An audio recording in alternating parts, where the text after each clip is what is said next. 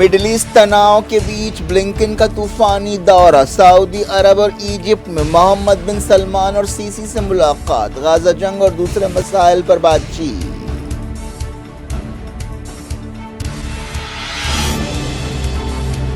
Gaza में Israeli बर्बरियत, 24 घंटों में 107 फलस्तीनी जाम बहक, 12 खानदानों का कत्लेआम, खान यूनिस में शदीद लड़ाई। गाजा की आग से पूरा खित्ता जल सकता है, यूनाइटेड नेशंस ने दी वार्निंग, कहा जंग की तबाही के अलावा नित नए सेहत के मसाइल पैदा हो रहे हैं। यमन में अमरीका और बरतानिया के हमले, हूसियों ने भी जहाज़ों को निशाना बनाया, कहा कार्रवाइयां जारी रहेंगी।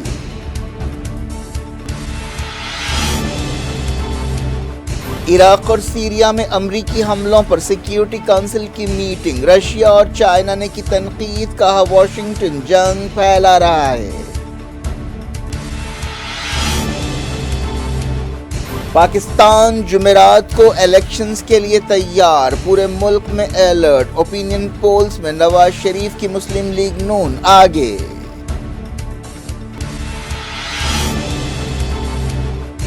इस्तांबुल की अदालत में दहशतगर्द हमला, पुलिस ने 2 हमला आवरों को ढेर कर दिया, 6 जख्मी। बरतानिया के किंग चार्ल्स को कैंसर, वजीर आजम ऋषि सुनक ने कहा इलाज शुरू कर दिया गया, बेटे प्रिंस हैरी अमेरिका से बरतानिया रवाना। उत्तराखंड असेंबली में यूसीसी बिल पेश, लिव इन रिलेशनशिप्स का रजिस्ट्रेशन जरूरी होगा, एक जैसे कानून से दर्ज फहरिस्त कबीलों को छूट।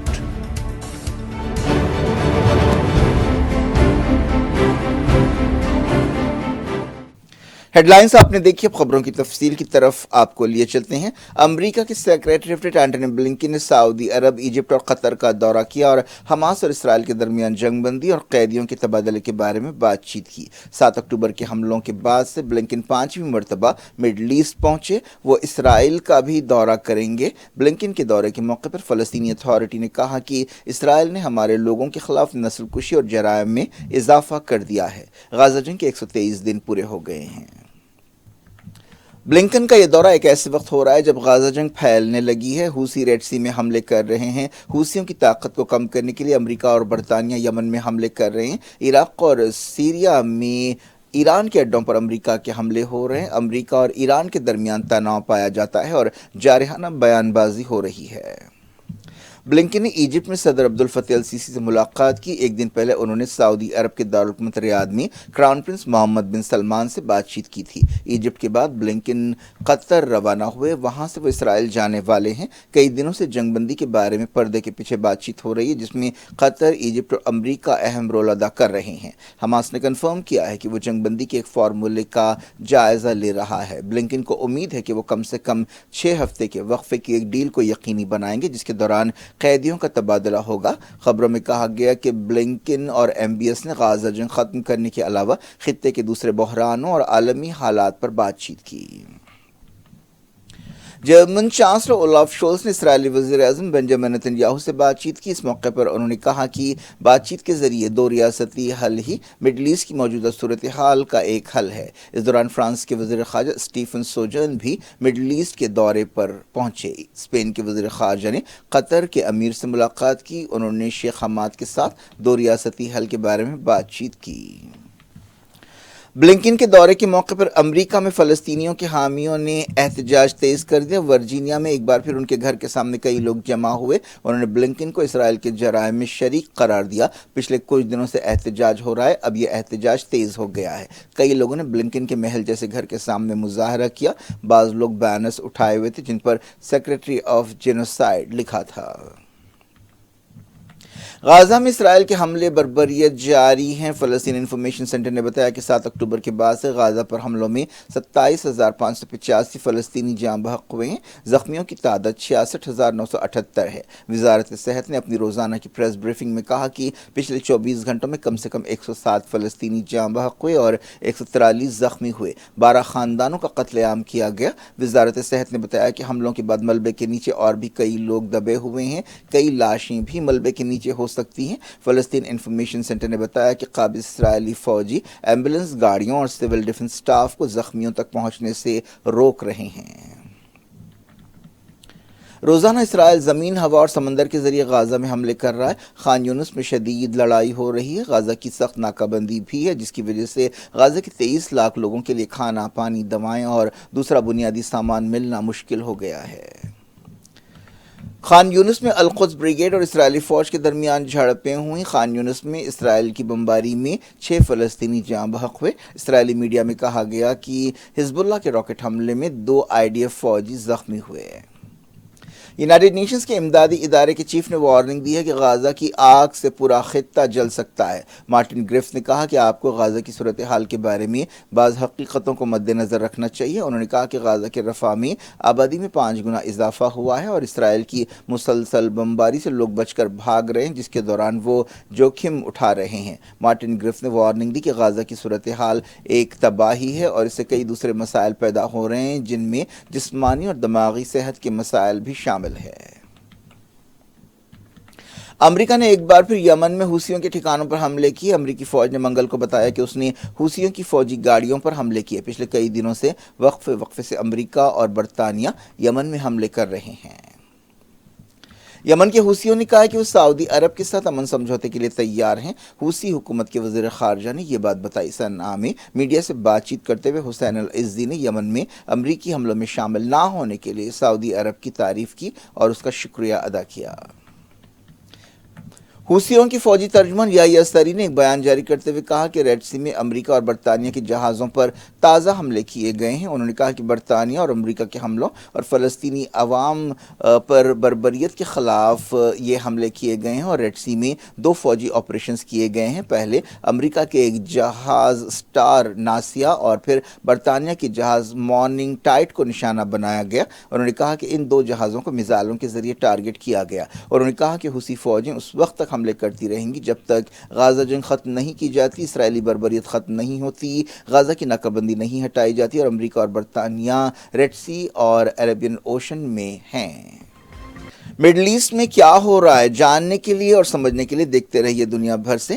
رشیا اور چائنا نے عراق اور سیریا میں حالیہ حملوں کے لیے امریکہ پر سخت تنقید کی ہے۔ دونوں ملکوں نے الزام لگایا کہ واشنگٹن مڈل ایسٹ میں جنگ پھیلا رہا ہے اور اس کی سرگرمیوں سے خطے کو خطرہ ہے۔ پیر کی رات UN سیکیورٹی کونسل کی ایک میٹنگ میں مڈل ایسٹ کی صورتحال، خاص طور پر سیریا اور عراق میں امریکہ کے حملوں کے بارے میں غور کیا گیا۔ رشیا نے سیکیورٹی کونسل سے اس طرح کی میٹنگ کی درخواست کی تھی۔ عراق اور سیریا میں امریکہ کے حملوں سے پیدا صورتحال پر غور کے لیے یہ میٹنگ بلائی گئی۔ امریکہ نے جارڈن میں ایک ڈرون حملے میں 3 امریکی فوجیوں کی ہلاکت کے بعد یہ حملے کیے تھے۔ یونائیٹڈ نیشنز میں رشیا کے سفیر ویزلی نیبنزیا نے الزام لگایا کہ ان حملوں کے ذریعے امریکہ لڑائی کو بھڑکا رہا ہے۔ چائنا نے بھی امریکی حملوں کی مذمت کی۔ بیجنگ کے سفیر زانگ جونگ نے تناؤ میں اضافے پر فکر مندی کا اظہار کیا۔ انہوں نے کہا کہ امریکی فوج کی سرگرمیوں سے یقیناً نیا بحران پیدا ہو رہا ہے۔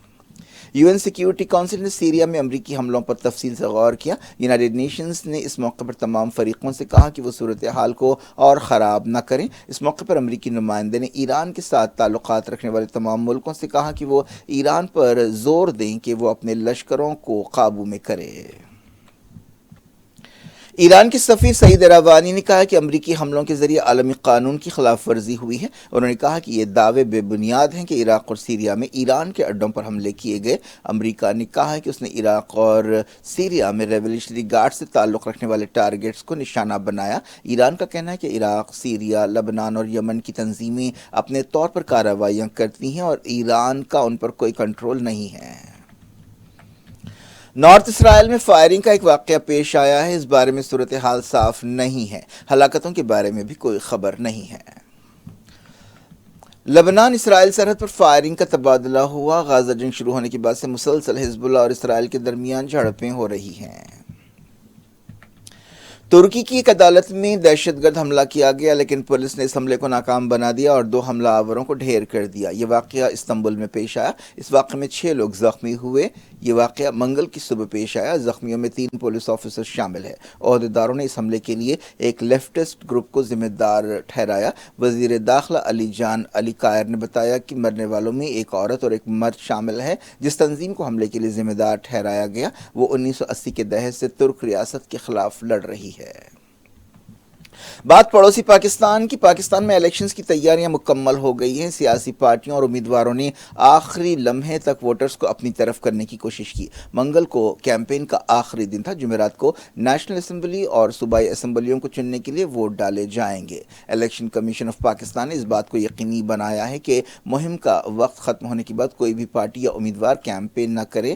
پورے ملک میں 90,675 پولنگ اسٹیشنز قائم کیے گئے ہیں۔ 18,437 پولنگ اسٹیشنز کو حساس قرار دیا گیا ہے۔ حال ہی میں بلوچستان اور کے پی صوبوں میں گڑبڑ کے واقعات پیش آئے۔ پورے ملک میں سیکیورٹی کے سخت انتظامات کیے گئے ہیں۔ ان الیکشن سے پہلے سابق وزیر اعظم عمران خان کو بعض کیسوں میں جیل کی سزائیں سنائی گئی ہیں۔ پورے ملک میں ہائی الرٹ ہے۔ اس دوران سرویز میں کہا گیا ہے کہ پنجاب میں پی ٹی آئی کی مقبولیت میں کمی آئی ہے اور مسلم لیگ نون کی تائید میں اضافہ ہوا ہے۔ حساس علاقوں میں فوج کو اتارا گیا ہے۔ برطانیہ کے کنگ چارلس III کو کینسر ہو گیا ہے۔ وزیر اعظم رشی سنک نے کہا کہ ان کے کینسر کا جلد پتہ چلا اور ان کا علاج شروع کر دیا گیا ہے۔ انہوں نے کہا کہ وہ بادشاہ کے ساتھ ربط میں ہیں اور اس بات کے لیے شکر ادا کرتے ہیں کہ بیماری کا پتہ جلد چل گیا۔ بکنگھم پیلس نے بھی اعلان کیا کہ حال ہی میں پروسٹیٹ بڑھ جانے کے علاج کے دوران کینسر کا پتہ چلا۔ شاہی محل نے یہ نہیں بتایا کہ انہیں کس طرح کا کینسر ہوا ہے۔ چارلس III نے اپنی مصروفیات ملتوی کر دی ہیں۔ پرنس ہیری اپنے والد سے ملاقات کے لیے کیلیفورنیا سے برطانیہ پہنچ رہے ہیں۔ اس دوران بتایا گیا کہ تخت کے اگلے وارث پرنس ولیم اپنے والد کے ساتھ ہیں۔ لوٹتے ہیں انڈیا۔ اتراکھنڈ اسمبلی میں یونیفارم سول کوڈ بل پیش کر دیا گیا ہے۔ اتراکھنڈ گوا کے بعد ملک کی پہلی ریاست بنے گی جہاں تمام لوگوں کے لیے ایک جیسا قانون لاگو کیا جائے گا۔ گوا میں پرتگالی دور سے UCC پر عمل ہو رہا ہے۔ اس بل کے مطابق شادی کے بغیر ایک ساتھ رہنے والے جوڑوں یعنی لیو ان ریلیشن شپس میں رہنے والے جوڑوں کو رجسٹریشن کرانا ہوگا اور 21 سال سے کم عمر ایسے نوجوانوں کے لیے ماں باپ کی منظوری ضروری ہوگی۔ ایسے رشتے سے ہونے والے بچوں کو قانونی طور پر تسلیم کیا جائے گا۔ یہ قانون درج فہرست قبیلوں یعنی STs کے علاوہ سب پر لاگو ہوگا۔ ایک سینئر عہدیدار نے بتایا کہ لیو ان ریلیشن شپس کے معاملے میں ڈسٹرکٹ رجسٹرار کے پاس رجسٹریشن کرانا ضروری ہوگا۔ شادیوں کے لیے مرد کی عمر 21 سال اور عورت کی عمر 18 سال ہونی چاہیے۔ شادی کے وقت مردوں کی کوئی دوسری زندہ بیوی اور عورتوں کا کوئی زندہ شوہر نہیں ہونا چاہیے۔ اس کا مطلب یہ ہے کہ ایک سے زیادہ شادیوں پر پابندی ہوگی اور جوڑے کا یعنی دماغی اعتبار سے صحت مند ہونا بھی ضروری ہے۔ ہر شادی کا 60 دن کے اندر رجسٹریشن ضروری ہوگا۔ شادی کے رجسٹریشن کے دوران غلط اطلاع دینے پر 3 مہینے کی جیل اور 25,000 روپے کا جرمانہ ہوگا۔ شادی کا رجسٹریشن کرانے پر بھی یعنی رجسٹریشن نہ کرانے پر بھی 10,000 روپے کا جرمانہ بھرنا ہوگا۔ عدالت کے حکم کے بغیر کوئی شادی توڑی نہیں جا سکے گی اور ایسا کرنے پر 3 سال جیل کی سزا ہوگی۔ اتراکھنڈ UCC بل کے مطابق شادی، طلاق، زمین جائیداد اور وراثت کے تعلق سے سب پر ایک قانون لاگو ہوگا، چاہے ان کا مذہب کچھ بھی ہو۔ صرف درج فہرست قبیلوں یعنی STs کو چھوٹ ہوگی۔ چیف منسٹر پشکر سنگھ دھامی نے یہ بل پیش کیا۔ کئی ارکان نے اس موقع پر وندے ماترم اور جے شری رام کے نعرے لگائے۔ اس دوران اپوزیشن لیڈر یشپال اریا نے کہا کہ UCC کے مسودے کو پڑھنے کے لیے بہت کم وقت دیا گیا، لیکن اسمبلی اسپیکر ریتو کھنڈوری نے کہا کہ سب کو مناسب وقت دیا جائے گا اور ضرورت پڑنے پر سیشن کی مدت بڑھائی جائے گی۔ UCC بل پیش کرنے کے لیے اسمبلی کا خصوصی سیشن بلایا گیا ہے۔ مدھیہ پردیش کے ہرڈا میں پٹاخوں کی ایک فیکٹری میں دھماکے سے کم 11 لوگ ہلاک ہوئے اور 100 زخمی ہوئے۔ صدر جمہوریہ دروپدی مرمو اور وزیر اعظم نریندر مودی نے اس حادثے پر تکلیف کا اظہار کیا ہے۔ چیف منسٹر موہن یادو نے کہا کہ 50 سے زیادہ فائر انجنز کو بلایا گیا ہے۔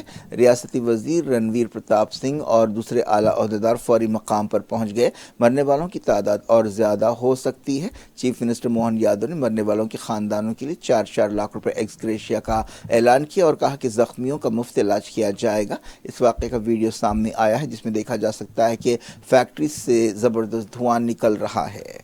لوگوں کو گھبراہٹ کے عالم میں ادھر ادھر بھاگتے ہوئے بھی دیکھا گیا۔ انفورسمنٹ ڈائریکٹوریٹ نے دہلی کے چیف منسٹر اروند کیجریوال کے پرسنل سیکریٹری اور عام آدمی پارٹی لیڈرز کے گھروں پر دھاوے کیے۔ تقریباً 10 مقامات پر دھاوے کیے گئے۔ عام آدمی پارٹی کے رکن پارلیمنٹ این ڈی گپتا کے مکان پر بھی دھاوا کیا گیا۔ اروند کیجریوال نے ای ڈی کے 5 سمنز کا جواب نہیں دیا ہے جس پر تحقیقاتی ایجنسی دہلی کی ایک عدالت پہنچی۔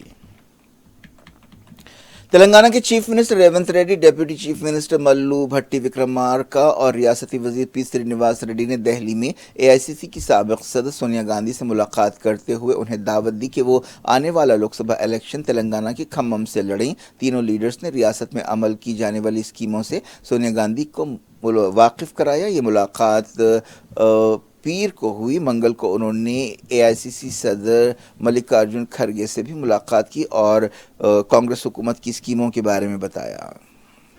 کیا کچھ ہو رہا ہے آپ کی دنیا میں؟ آخر میں ہیڈ لائنز دنیا بھر سے ایک بار پھر دیکھتے ہیں۔ مڈل ایسٹ تناؤ کے بیچ بلنکن کا طوفانی دورہ، سعودی عرب اور ایجپٹ میں محمد بن سلمان اور سیسی سے ملاقات، غزہ جنگ اور دوسرے مسائل پر بات چیت۔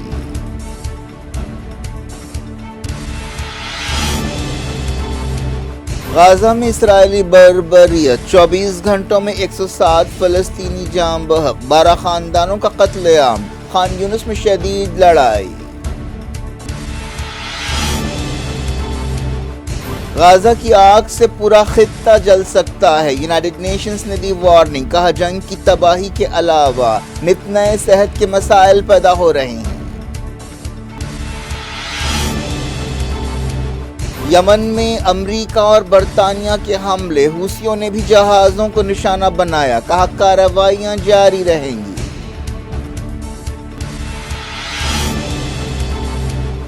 عراق اور سیریا میں امریکی حملوں پر سیکیورٹی کونسل کی میٹنگ، رشیا اور چائنا نے کی تنقید، کہا واشنگٹن جنگ پھیلا رہا ہے۔ پاکستان جمعرات کو الیکشنز کے لیے تیار، پورے ملک میں الرٹ، اوپینین پولز میں نواز شریف کی مسلم لیگ نون آگے۔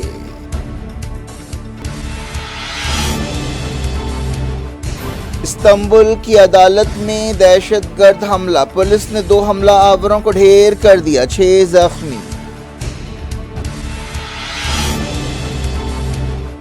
برطانیہ کے کنگ چارلز کو کینسر، وزیر اعظم رشی سونک نے کہا علاج شروع کر دیا گیا، بیٹے پرنس ہیری امریکہ سے برطانیہ روانہ۔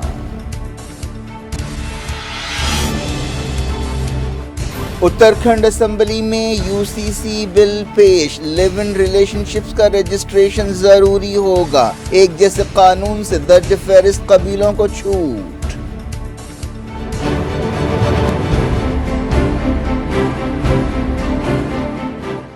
یہ تھی آج کی خبریں۔ اب شجیع اللہ فراست کو دیں اجازت اور اپنا بے حد خیال رکھیں۔ اللہ حافظ۔